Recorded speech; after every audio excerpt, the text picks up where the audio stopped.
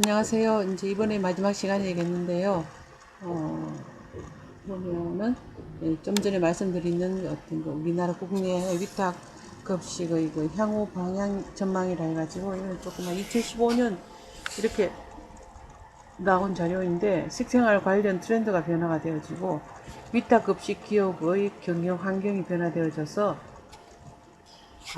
지난 시간에 말씀드렸듯이 거의 대기업들이 갖고 있는 급식 브랜드가 이제 주로 많이 이제 차지를 하죠. 그래서 이 이제 대형화되고 합리화되고 고부가가치화되어서 이렇게 위탁급식이 활성화된다. 그 다음 식생활 관련 트렌드의 변화는 외식이 보편화되고 업태라든가 업종의 세분화라든가 전문화, 전문 메뉴의 다양화, 편의식이라든가 가정대용식, 이게 HMR이라는 얘기를 했었죠. 그죠? 그래서 홈밀 리플레이스먼트라는 이런 가정대용식이 증가하고 건강이나 안전한 식품에 대한 수요가 증가한다는 그런 트렌드가 이제 변화된다는 유행. 그리고 또 맞벌이가 증가되고 가정에서의 조리가 축소됨으로 해서 또 이러한 것들이 있겠죠. 편의식이라든가 가정대용식이 증가되고 개별화가 진행이 되고 24시간 생활을 하다 보니까 야간 활동이 증가가 되고 독신자가 증가되고 편의점 증가로 식사 제공 시간이 확대가 되고 인구의 고령화나 독신 노인이 증가함으로 해서 위탁급식이 이제 상당히 많이 발전할 거로 이렇게 이제 확대 해석을 하고 있는데 실제 이런 트렌드는 변화가 되어지지만 거기에 맞춘 기업들이 과연 얼마나 잘 위탁급식을 수행할 수 있을까 하는 데 대한 의문점은 같습니다. 왜냐하면은 나중에 자료에 보면은 위탁급식에 대한 어떤 그 뭐라 그럴까 장점보다는 단점, 불만 같은 것들에 대한 보면은 이제 이 위탁 급식소를 위탁하는 절차와 같은 것들이 있는데 일반적으로 위탁을 하고자 하는 그 이유 자체가 회사 관리자들이 현재 급식소 운영에 만족하지 못하다거나 규모를 축소하고 인원 감원을 통해서 원가 절감이나 경비를 절감하기 위해서이다 이렇게 되어 있습니다. 그리고 급식소를 위탁하고자 할 때는 이제 다음과 같은 절차를 통해서 위탁이 진행이 되어지는데 먼저 급식소와 관련된 여러 부서로부터 정보를 이제 얻고 그것을 토대로서 위원회를 구성하게 됩니다. 그 다음에 계획 단계로 필요성에 대한 평가 결정이나 위탁업체 선정 기준을 작성을 하고 그 다음에 위탁급식 전문회사의 모집 공고는 공개 입찰 방법이나 지정 입찰 방법을 선택을 하게 됩니다. 지정 입찰 방법을 하는 경우에는 실제적으로 뭐 국가기관이 아닌 경우에는 지정 입찰을 하게 되지만 그래도 이런 경우에는 어떤 객관적인 기준이 있어야 되겠죠. 그죠? 어떤 A라는 업체에 B, C가 이래 있다면. 왜냐하면은 자칫하면은 불합리한 어떤 그 입찰을 결정했다든가 하면 나중에 뭐 그 본사의 어떤 감사 대상이 된다든가 뭐 이렇게 될 수 있기 때문에 이런 그 입찰 방법 지정하는 입찰인 경우에 굉장히 조심을 해야 된 그런 상황입니다. 그래서 뭐 최저 입찰제를 한다든가 최적 입찰제를 한다든가 또 아니면은 그간에 최적 입찰제 조건에 들어가겠죠. 뭐 몇 년 동안 계속해서 뭐 몇 명 이상의 급식을 몇 년 이상 쭉 계속해서 어떻게 급 납품을 했을 때에 급식을 했다 이러면 또 거기에 가능하겠죠. 그죠? 그런 부분들. 그래서 이 지정 입찰은 대단히 위험한 입찰이라고 말씀을 드릴 수가 있습니다. 그리고 제한 요청서를 준비해서 위탁업체에 보내면은 이제 위탁업체는 제한 요청서에 따라서 제안서를 작성을 하게 되겠죠. 제안해가지고 우리는 어떠한 제안을 해달라 하면은 여기서는 자기가 이제 보고하는 형식으로 하게 되겠죠. 그 다음 위탁 의뢰회사는 여러 급식업체의 제안서를 평가해서 위탁 급식업체를 선정을 하죠. 서류 심사도 있을 테고 또 아니면은 뭐 직접 발표를 한다든가 하는 그러한 그 평가 어떤 그 절차를 거쳐서 위탁 급식업체를 선정을 하게 됩니다. 그 다음에 계약한 후에도 이제 인수인계를 하고 위탁이 들어가게 되겠죠. 거기에 따라서 여기 보면은 뒷페이지에 뭐 정부기관에서 한다든가 개인이 한다든가 다 보면은 수탁기관인 위탁급식업체의 위탁 진행 절차는 다음과 같다. 이렇게 해서 또 이 위탁 진행을 할 때는 위탁 의뢰서를 검토하고 위탁 검토를 통해서 입찰 참여를 결정을 하고 그 다음에 이제 위탁사의 운영 현황 우리는 이러이러하게 하겠다. 뭐 시설 현황 주변 환경 등을 사전 조사를 하고 사전 조사 결과를 바탕으로 제안서를 작성한 다음에 위탁사에다가 제출하게 됩니다. 그러면은 위탁사와 같은 조건이 비슷한 업장을 중심으로 현장 방문을 실시를 하고 또 현장 방문 후에는 업체별로 설명회를 참가를 하고 결과 확인 및 선정 후에는 위탁을 위한 작업을 이제 수행을 하게 되겠죠. 그죠? 이렇게 보면은 이거는 어떤 어떤 회사 같아요. 사내 식당 위탁 급식업체를 선정하기 위한 입찰 공고를 냅니다. 그럼 여기는 뭐 사업장 소재가 어디 있다. 그죠? 그 다음에 뭐 회사 현황은 뭐 고용 인원이 이용 인원이 약 1600명 정도가 된다. 대구 진천 공장의 인원이다. 협력업체는 포함하지 않는다. 이렇게 되어 있습니다. 그리고 대구 본사 LD 식당, 진천 공장 이래가 운영하는 사업장이 세 군데가 되니까 이 위탁 급식하는 업체는 세 군데에 공급할 수 있는 물량을 충분히 소화할 수 있는 그런 업체라 해야 되겠죠. 그죠? 1600명 같은 상당히 큰 편입니다. 입찰 방법은 지정업체를 공개 경쟁 입찰을 한다. 뭐 입찰 자격은 2010년도 단체 급식 매출 기준이 1000억 원 이상인 업체다. 그러면 매출 기준이 1000억 원 이상이라면 적어도 소기업은 안 될 거고 중기업 정도는 돼야 되겠죠. 그죠? 그리고 당사와 동종 사업장 등 바로 일식수가 2000식 이상을 운영하는 그런 사업장을 보유한 업체면 좋겠다. 그 다음에 당사 입찰 자격에 제한이 없는 업체면 좋겠다. 여러분들 보이시죠? 저는 다 보이는데. 그 다음 입찰 설명회 및 실시는 어떻게 한다. 2017년 11월 27일 어디로 오라. 그 다음에 문의처는 이렇게 해라. 이렇게 해가지고 관련 입찰 공고를 내게 돼 있습니다. 1월 22일 날 공고를 내고 그 다음에 2월 12일이니까 막 약 한 20일 정도를 이제 공고를 띄워놨네. 그죠?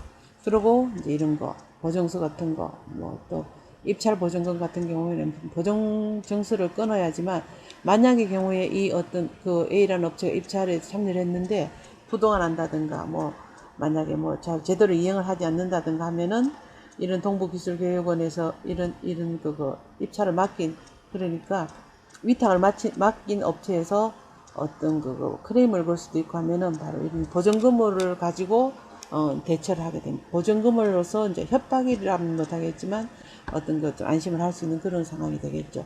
이런 거 그죠. 그리고 과업 설명회는 언제라 가지고 1월 22일 날 공고했는데 28일 날 설명을 하고 마지막으로 이제 입찰을 이렇게 인하를 한다. 그래서 이제 그 다음에 수의계약이 이건 수의계약이네. 그건 입찰이고 이거는 말로서 계약해가지고 확정하는 거예요. 이런 수의계약 같은 경우는 제가 되게 좀 어렵다 그랬죠. 객관적인 자료가 없고 어떤 거 확실하지 않으면은 자칫하면은 어떤 특혜 시비가 있을 수 있기 때문에 이런 경우는 상당히 좀 위험한데 여기 2019년 도봉서원 종합사회복지관 및 부설 데이케어 센터의 위탁급식업체를 선정을 합니다. 이제 여기 경로식당이네요. 그죠? 이 경로식당의 계약 대상자는 이제 올바른입니까? 올바른이고 김단춘인가 김단문인가 이런 경기도 고양시덕 양구 어쩌고저쩌고 수의계약의 이유는 지방자치단체를 당사자라는 계약에 의한 법률 시행령을 해가지고 수의계약을 하더라는데 이 같은 경우에 사실 되게 좀 위험한 노릇들인데 왜냐하면 계약금 자체가 금액이 얼마 안 되네. 그죠? 원래 2천만 원 이하는 수의계약이 가능한데 여기는 2,400만 원 정도가 되네. 금액이 얼마가 안 되네. 자, 그 다음에 이거는 이제 위탁 어떤 급식업체 우리가 이제 이 업체에 가서 우리가 급식을 제공하겠다는 위탁 급식업체에 대한 홍보입니다. 공공 위탁 급식업체 홍보인데 우리는 소비자의 요구 니즈를 분析하고 이제 제안서를 제출하고 계약을 체결하고 오픈 관리를 하고 제일 먼저는 이제 니즈 요구도를 분석을 하겠죠. 그래서 이러이러한 급식 운영 이제 고객의 어떤 니즈 분석을 하고 운영 계획안을 준비를 하고 그 다음에 이제 운영 제안서를 제출하고 그 다음에 검토하고 계약을 체결하고 이렇게 해서 우리는 이렇게 해서 위탁급식을 할 수가 있습니다 하는 하나의 홈페이지 상에 띄어있는 홍보의 내용이에요. 그 다음에 또 마찬가지로 이 이제 XX 위탁급식업체가 되겠네요. 동그라미가 아니라. 그러면 여기서는 우리는 주로 위생안전에 대해서 되게 책임을 좀 지겠다.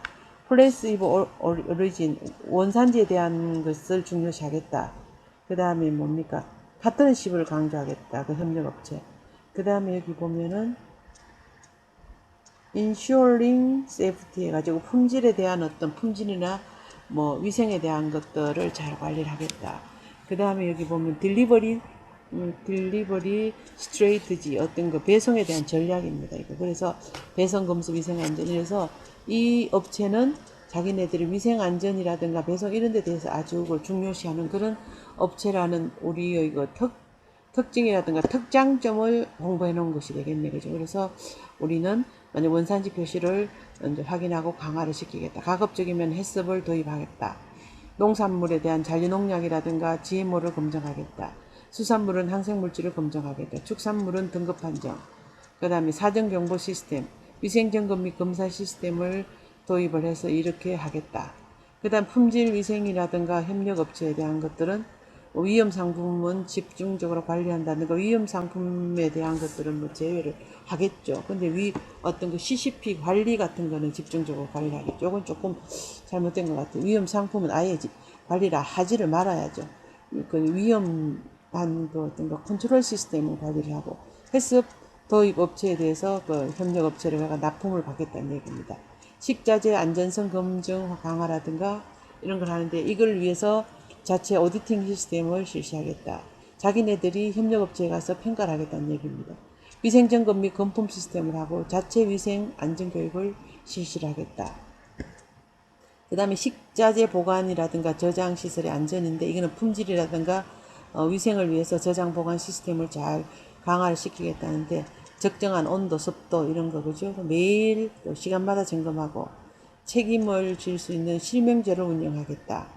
입출고의 어떤 그 안전성을 확보하고 입출고 실명제를 하겠다가 매일 안전 조례를 실시하고, 그 다음 세스코 방역 소독 매월 정기 실시.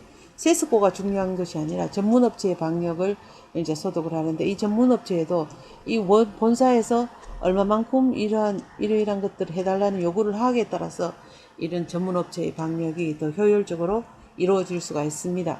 그 다음에 이제 배송 딜리버리 시스템 같은 경우에는 이제 여기 갔다가 뭐 위탁급식이니까 아무래도 배송을 해야 되겠죠. 자차도 있을 테고 협력업체의 어떤 그 차량도 이용할 수도 있는데, 배송 차량의 위생관리는 냉장 냉동 탑차를 구분해 가지고 사용을 하고, 물론 청결히 관리를 하겠고, 그 다음에 차량 보관 온도 관리는 만약 온도가 이탈됐다든가 하면 경보기를 달겠다 이 말이에요. 그러면 타코메타 그 온도 관리 일지를 쭉 체크를 하고, 차량 기사의 위생 상태를 봐가지고 이런 경우에는 이제 보건증을 이제 확보를 시키죠. 그 다음에 입고라든가 검수 관리는 해썹 기준에 맞게끔 하겠다. 검수 입고 시 온도별로 보관을 하겠다.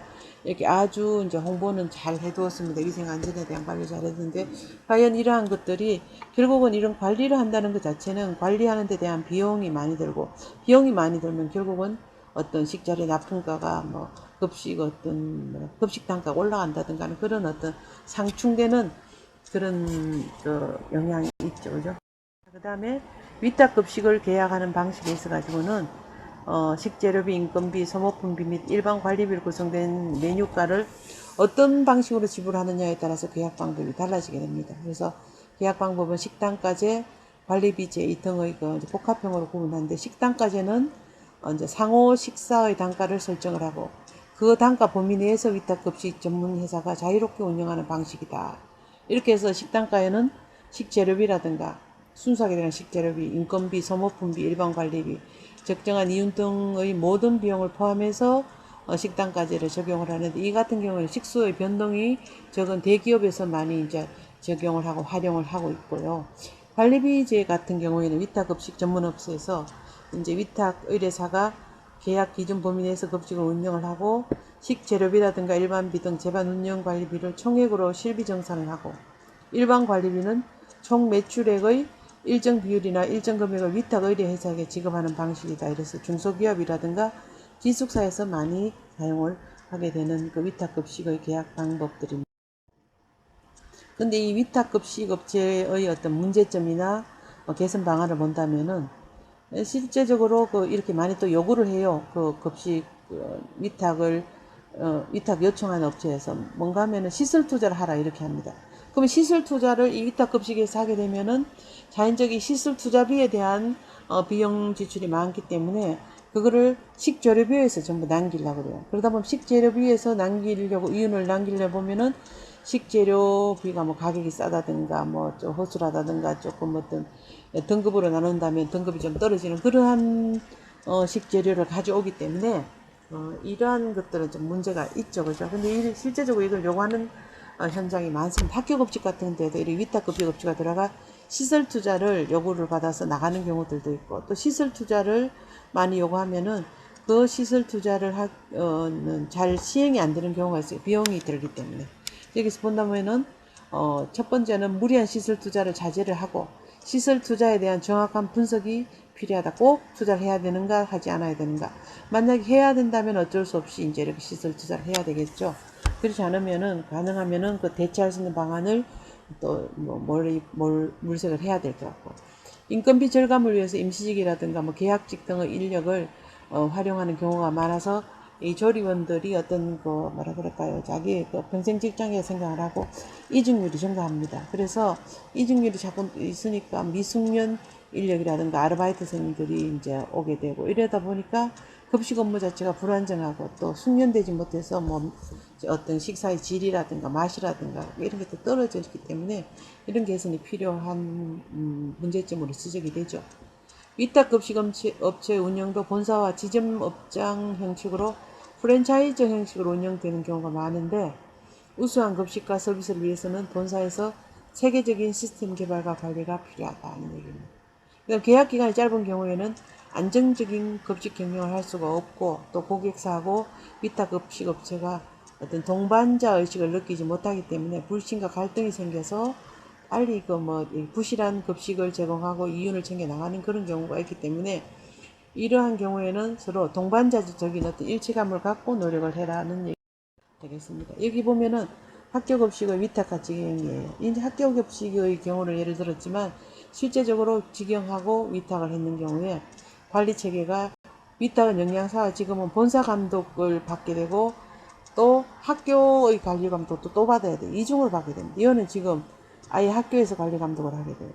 그 다음에 이제 메뉴, 위생, 시설 등 시스템에 의한 본사 지도를 지원을 받는 데 위해 가지고 영양사 개인이 메뉴라든가 위생이라든가 시설 관리 등을 종합적으로 관장을 하게 됩니다.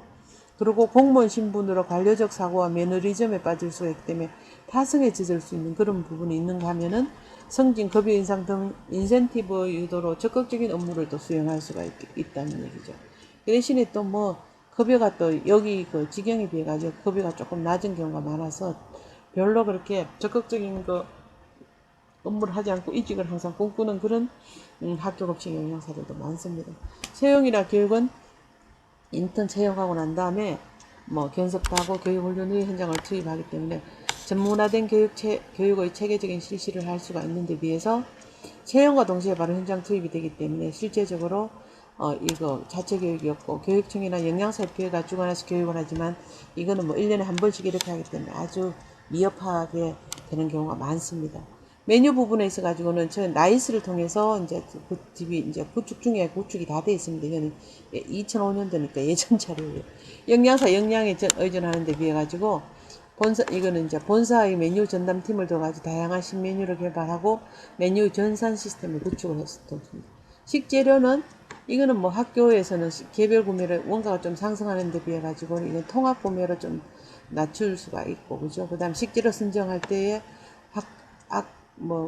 학교 급식 운영위원회의 협의하고 보고를 해야 되고, 위생 부분에 있어 가지고는 교육청 위생 관리 지침에 따라서 하는 데 비해서 여기는 이렇게 수시로 점검을 해가지고 굉장히 좀 힘들죠. 실제적으로 식약처입니다.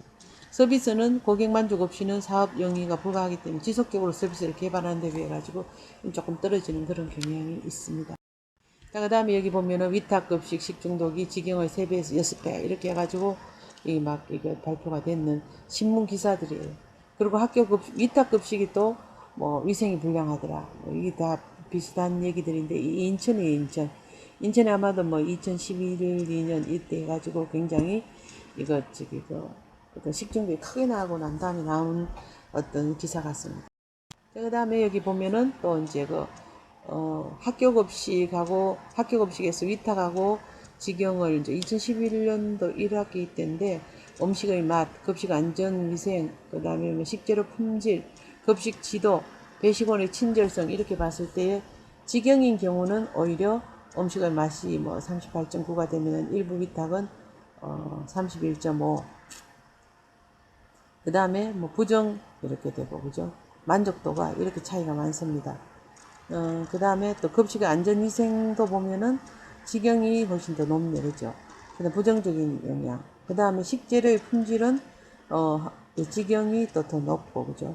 위탁인 경우에는 식재료 단가를 좀 낮출 수밖에 없죠. 왜냐하면 거기서는 인건비라든가 위탁 어떤 거 수익이라든가 일반 관리비 같은 걸 다 이렇게 포함을 해야 되기 때문에 여기서밖에 식재료 같은 데에서 단가 낮출 수밖에 없습니다. 급식 지도는 오히려 급식 지도도 직영이 더 높네, 그죠? 높고.